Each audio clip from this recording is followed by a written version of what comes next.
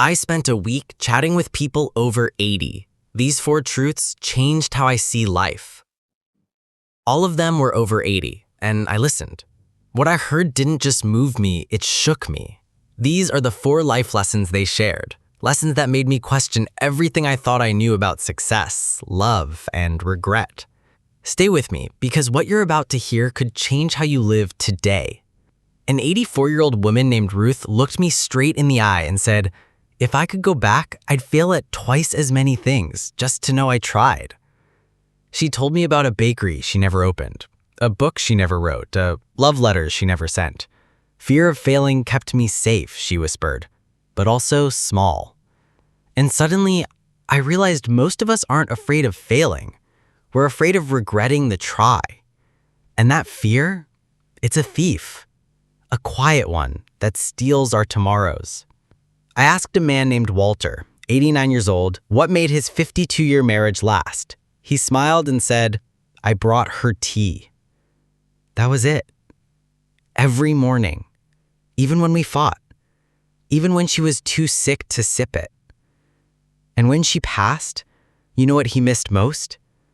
Holding that cup and watching her smile at me. Not the vacations, not the anniversaries, but the daily, ordinary moments we forget to cherish. That's what love really is. Not big words, just small acts repeated for a lifetime. Margaret, 82, lost her brother when she was 19.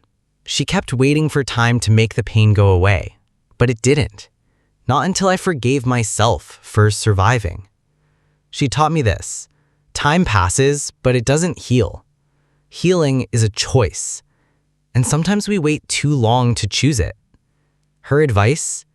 Don't waste decades waiting to feel okay. Do the hard work. Grieve. Cry. Forgive. Let go.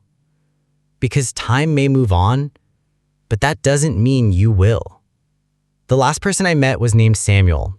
He walked slowly but spoke like a fire. He said, "Most people live their lives like someone else is writing the script. Wake, work, worry, sleep, repeat."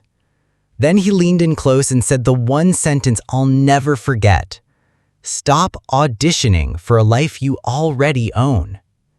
He said it's never too late to rewrite your story, unless you stop believing you can. That week changed me. It made me want to live differently, not later, now.